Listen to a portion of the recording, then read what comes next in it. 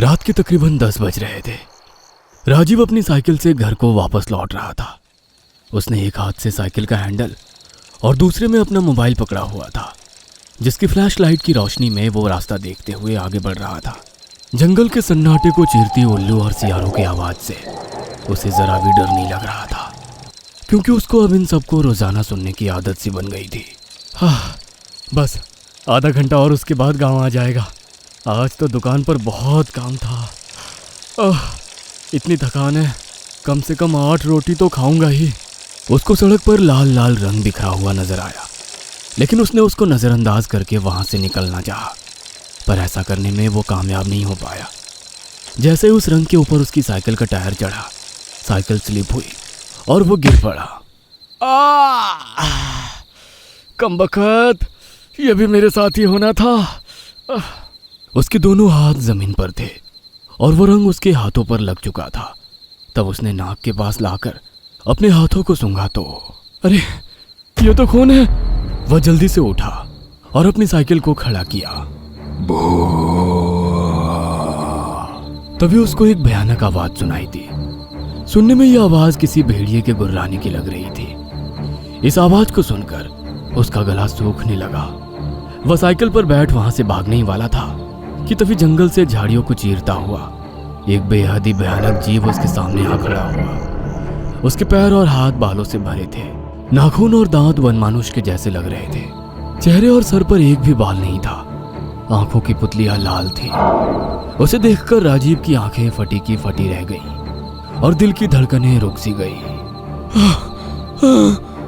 उसने राजीव को दबोच लिया और अगले ही पल राजीव का एक हाथ उसके जबड़े के बीच था। उसने एक पंजा राजीव के पेट में मारा और उसको चीर डाला। राजीव ने दम तोड़ दिया। वो बड़ी ही बेसब्री के साथ चबड़ चबड़ कर राजीव का मांस खाने लगा। एक भेड़िया दूर से उसको देखकर रोर कर रहा था। दूर हिमालय की ऊंचाइयों में जंगल के बीचों बीच एक बड़ा आश्रम था। इस आश्रम के गुरु थे श्री मोहनदास। इस आश्रम में उनके कुल 25 शिष्य थे। एक रात गुरुजी को सपने में दिखाई दिया कि वे अपने आश्रम के बाहर कुल देवी के पास बैठे हुए अपने शिष्यों को ज्ञान दे रहे हैं। तभी अचानक से धरती हिलने लगी और उनके शिष्य डरते हुए अपनी जगह से उठ खड़े हुए। कुलदेवी के अंदर से बहुत तेज धार के साथ खून निकलकर जमीन पर बहने लगा। यह देख सभी चीख पुकार करने लगे। तभी एक भयानक आवाज फिजा में गूंजने लगी। आज से इस दुनिया पर सिर्फ शैतान का राज होगा, सिर्फ शैतान का राज। नरभक्षी आ रहा है। इतना सुनते ही उनके सभी शिष्य इधर उधर भागने लगे। बाबा की आंख खुल गई। राम राम राम, कुलदेवी से खून, इतना भयानक सपना, जरूर जरूर कोई अनहोनी होने वाली है। तभी उनको किसी के फुसफुसाने की आवाज सुनाई दी। उन्होंने अपनी सांस रोककर उस आवाज को अच्छे से सुनने की कोशिश की तो पता चला यह आवाज उनके पठन कक्ष से आ रही थी। इतनी रात में कौन पढ़ाई कर रहा है? ऐसा कहकर वह कक्ष की तरफ बढ़ गए। उन्होंने पर्दा हटाकर देखा तो उनके शिष्यों में से कोई एक बैठा हुआ किताब पढ़ रहा था। वह चुपचाप उसके पास पहुंचे। उन्होंने देखा कि उसने लाल किताब खोली हुई थी। ये तुम क्या कर रहे हो? इस किताब को हाथ लगाने की तुम्हारी हिम्मत भी कैसे हुई? तभी उसने गुरुजी को पलट कर देखा। यह उनका सबसे बड़ा शिष्य महेश था। महेश, तुम भला ऐसा कैसे कर सकते हो? गुरुजी, आपने मुझे हर विद्या सिखाई, मैंने भी आपकी हर बात मानी और हमेशा आपकी भरपूर सेवा की, पर आप इस लाल किताब की सिद्धि मुझे क्यों नहीं सिखाना चाहते थे?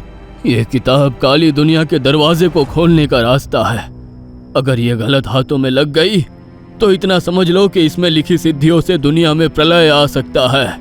ऐसा कुछ नहीं है गुरुजी, मैंने एक सिद्धि पढ़ी है और मैं उसके जरिए नरभक्षी को जिंदा करके ही रहूंगा। ऐसा सोचना भी मत, वो आ गया तो समझो दुनिया खत्म। माफ करना गुरुजी, आपका और मेरा साथ बस यहीं तक था। ऐसा कहकर उसने अपने झोले में छिपा चाकू निकाला और गुरुजी के हाथ पर चला डाला। गुरुजी दर्द से तड़प उठे। कोई वहां पहुंचता इससे पहले ही महेश उस किताब को झोले में डालकर वहां से भाग निकला। काफी दूर निकलने के बाद उसने किताब को खोला और वही पन्ना पूरा पढ़ा जिसको वो पठन कक्ष में पढ़ नहीं पाया था।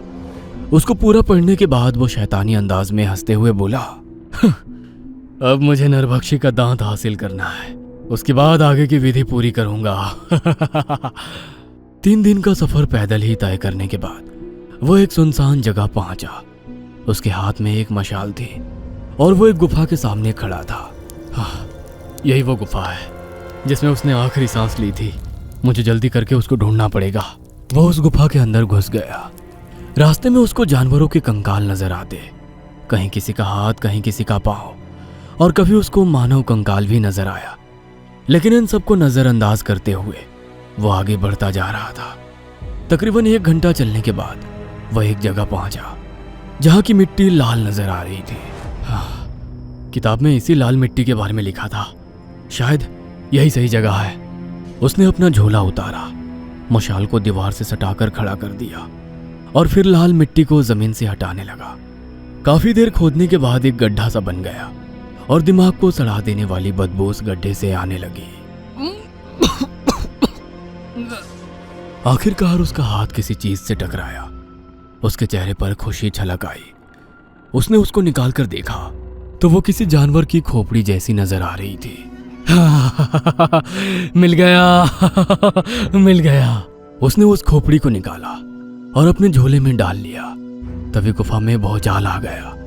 उसने झोले को कंधे पर वापस टांगा और तेजी से बाहर की तरफ भागा।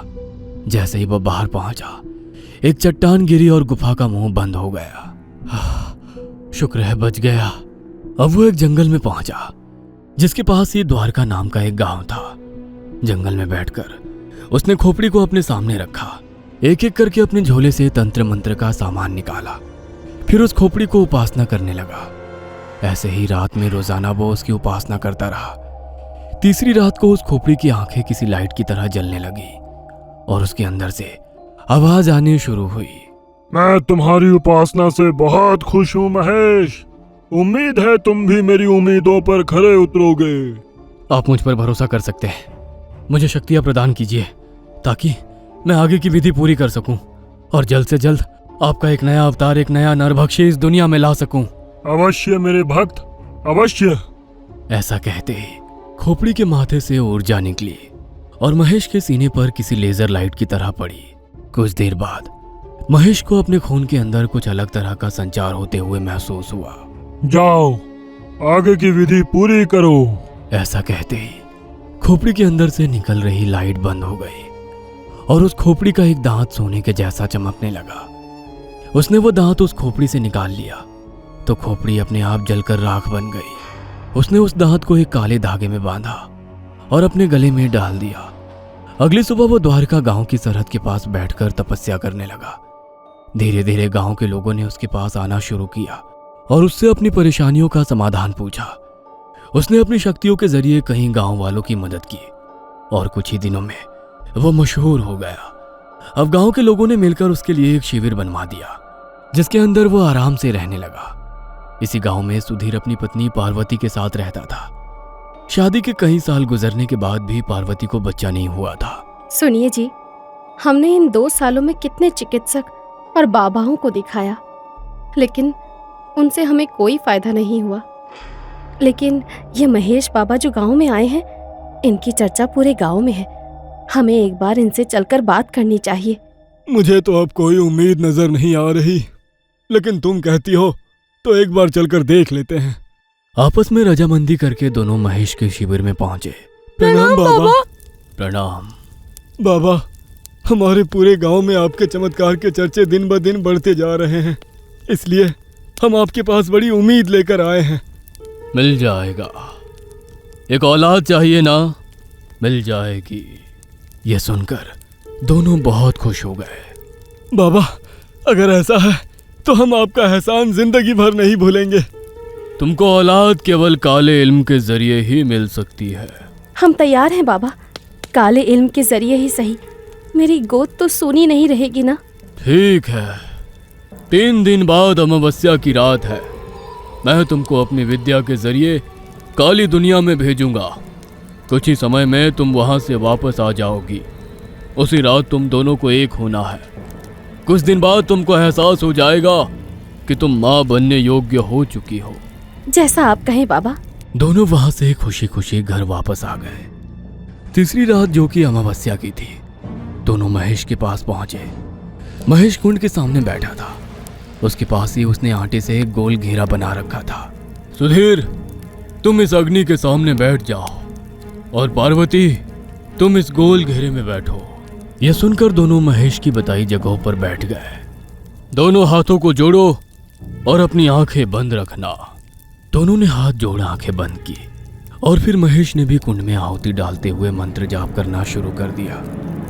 काफी देर के बाद जिस घेरे के अंदर पार्वती बैठी हुई थी, उसमें बहुत तेज रोशनी हुई। इतनी तेज रोशनी कि महसूस कर सुधीर ने अपनी आंखें खोल डाली। उसने देखा कि घेरे के अंदर सिवाय रोशनी के कुछ नजर नहीं आ रहा था। महेश मंत्रो जाप किए जा रहा था, तभी अचानक से रोशनी खत्म हुई और पार्वती गायब हो गई। बाबा, बाबा, पार्वती कहाँ गई? डरने की जरूरत नहीं है। मैंने उसको अपनी तंत्र विद्या के जरिए काली दुनिया में भेजा है। वहां से वह अपने ऊपर लगे बांझ दोष को खत्म करके वापस लौटेगी। कुछ देर रुकने के बाद महेश ने फिर से मंत्र जाप शुरू कर दिया। कुछ देर बाद फिर से रोशनी हुई और पार्वती उसी गोले के अंदर वापस आ गई। उसको देखकर सुधीर खुश हो गया। अब तुम पर से बांझ दोष हट चुका है। जाओ, अपने घर जाओ और दोनों एक हो जाओ। आज से ठीक 8 महीने 27 दिन बाद तुम यहाँ वापस आना। 3 दिन तुमको यहीं गुजारने हैं। उसके बाद तुम एक बच्चे को जन्म दोगी। याद रहे, यह बच्चा मेरे शिविर में ही पैदा होगा। उसके पैदा होने के दौरान मैं मंत्र जाप करता रहूंगा, वरना बच्चे की जान को खतरा होगा। नहीं नहीं बाबा, जैसा आप कहेंगे हम वैसा ही करेंगे। उन्होंने महेश की बात मान ली। कुछ दिन बाद पार्वती को महसूस हुआ कि वो पेट से है। दोनों पति पत्नी बहुत खुश हुए। गांव के लोग भी महेश बाबा का ये चमत्कार देखकर हैरान थे। अब 8 महीना 27 दिन पूरे हुए तो वो दोनों महेश के पास पहुंचे। अब तुम 3 दिन यहीं रहो, इसी शिविर में। वो दोनों उसके शिविर में रुक गए। महेश रोजाना रात में पार्वती के पलंग के बराबर में बैठकर खूब मंत्रों जाप करता था। आखिरकार तीसरा दिन गुजरा और रात में पार्वती को लेबर पेन शुरू हो गया। महेश उसके बेड के बराबर में बैठा मंत्रों जाप करता रहा। सुधीर वहीं बैठा हुआ था। सुधीर,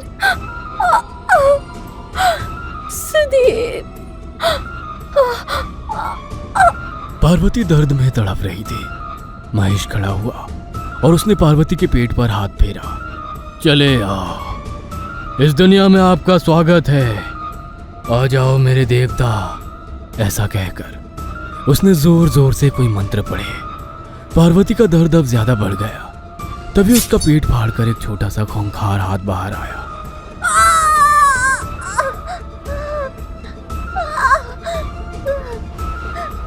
जिसको देखकर सुधीर बेहद डर गया।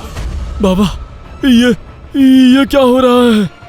तभी उसका दूसरा हाथ बाहर आया और फिर उसकी गर्दन बाहर निकली। पार्वती का पेट फाड़कर अब एक बच्चा दुनिया में आ चुका था। देखते ही देखते सिर्फ 5 सेकंड के अंदर ही वो बच्चा बड़ा हो गया। उसकी आंखों की पुतलियां नहीं थी, नाखून और दांत बहुत खूंखार थे, सर पर एक भी बाल नहीं था। वो अपना असली आकार लेते ही सबसे पहले पार्वती पर ही टूटा और उसका मांस चबाने लगा।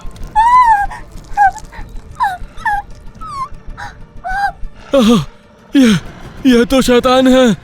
तभी उसने पार्वती का शरीर छोड़कर सुधीर पर झपट मारा और उसको भी अपना शिकार बना लिया। वह सुधीर के सीने पर बैठ मांस खा रहा था और पास खड़ा महेश जोर जोर से हंस रहा था। सुधीर को खत्म करके अब वो महेश की तरफ ही बढ़ रहा था, लेकिन उसने उसके गले में डला नरभक्षी का दांत देखा तो वो रुक गया। आपके गले में डला मेरे पिछले जन्म का ये दांत इस बात का सबूत देता है कि आप ही की वजह से मैं फिर से इस दुनिया में आया हूँ, इसलिए मैं आपको कभी नुकसान नहीं पहुंचा सकता। अब इस पूरी दुनिया में मुझसे ज्यादा शक्तिशाली और कोई नहीं होगा और हर जगह सिर्फ शैतान का राज होगा। नरभक्षी आ चुका है।